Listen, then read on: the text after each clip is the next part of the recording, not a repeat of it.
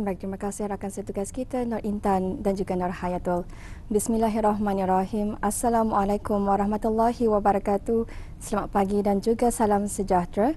Kita kembali lagi dalam rancangan Rampai Pagi lintas langsung dari daerah Tutong Inspirasi Pagi Auda. Kita bersama untuk edisinya hari Rabu 28 Januari 2026 Masihi. Jadi sebagai makluman bersama untuk pagi ini, di mana cuaca di daerah Tutong mendung dan beberapa kawasan telah pun turun hujannya ketika ini.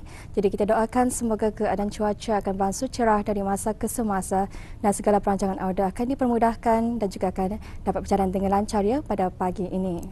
Baik, terlebih dahulu dalam pertemuan kita kali ini akan dikongsikan satu info semasa di mana akan berlaku kerja-kerja penyucian tangki air binturan kem atau peranjung kem yang akan melibatkan di seluruh kawasan binturan kem atau peranjung kem pada hari ini 28 Januari 2026 yang akan bermula pada jam 8 pagi sehingga kerja-kerja selesai.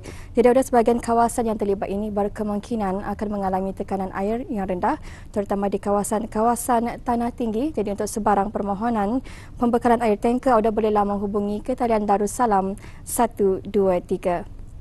Manakala makluman yang seterusnya juga akan berlaku dan juga diadakan kerja-kerja penyelenggaraan elektrik yang telah pun dijadualkan untuk hari ini, hari Rabu 28 Januari 2026 yang akan melibatkan di sebahagian daripada Kampung Bukit Sulang, Kampung Menengah, Kampung Bang Nukat dan juga kawasan sekitarnya.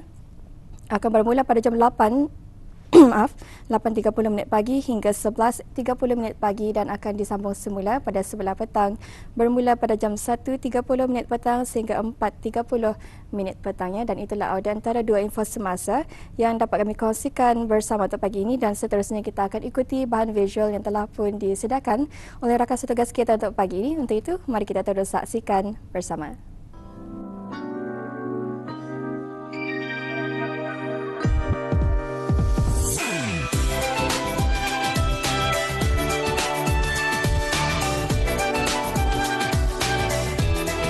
Pendekatan penceritaan tergolong daripada salah satu kaedah pedagogi yang signifikan dalam perkembangan kognitif, linguistik dan emosi golongan kanak-kanak.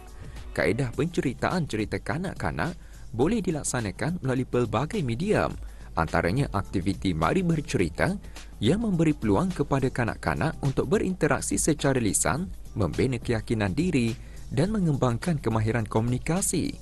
Selain itu, aktiviti membaca secara konvensional sama ada secara kendiri atau dibacakan oleh orang dewasa berperanan penting dalam memperkukuh kemahiran literasi awal di usia muda.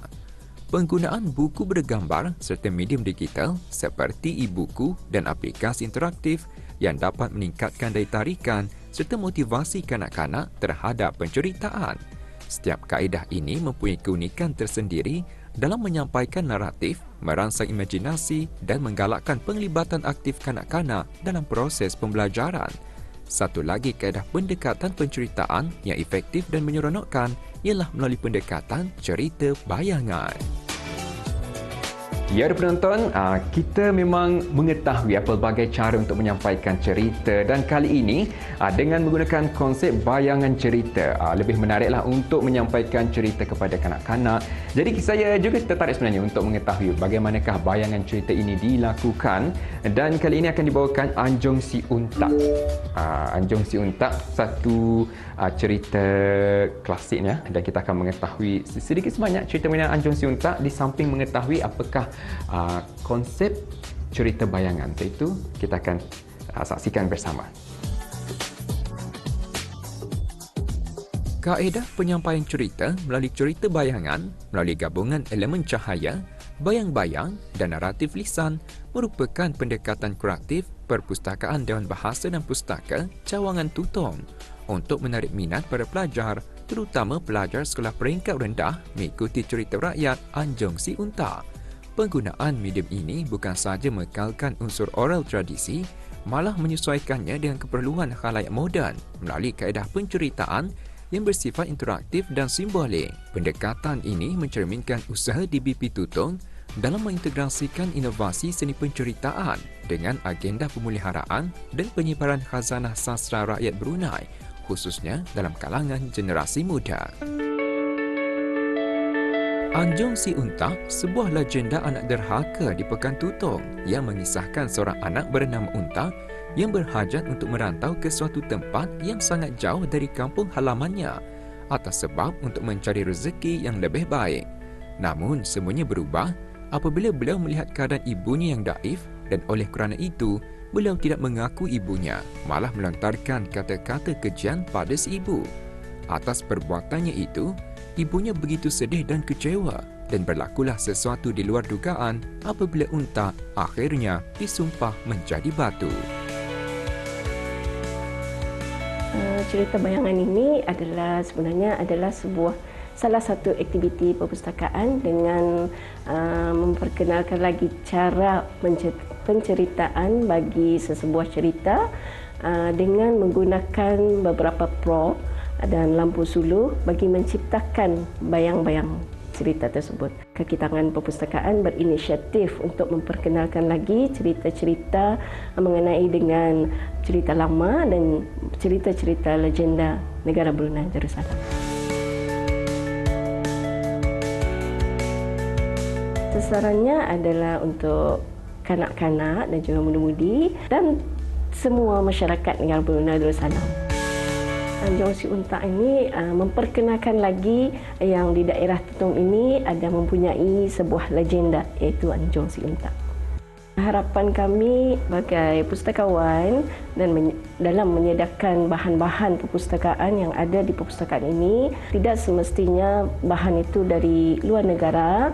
Jadi di dalam negara ini pun banyak koleksi-koleksi buku-buku legenda yang barangkali kanak-kanak juga remaja yang pada zaman ini tidak mengetahui akan adanya cerita-cerita legenda lama. Kaedah penceritaan melalui cerita bayangan dapat dilihat ia sebagai strategi pembelajaran yang inovatif dan efektif kerana keupayaannya dalam menarik minat dan perhatian kanak-kanak yang secara langsung menyokong pembinaan kefahaman mereka. Impak positif ini menyediakan pengalaman penceritaan yang bermakna dan menyeronokkan selari dengan keperluan perkembangan mereka.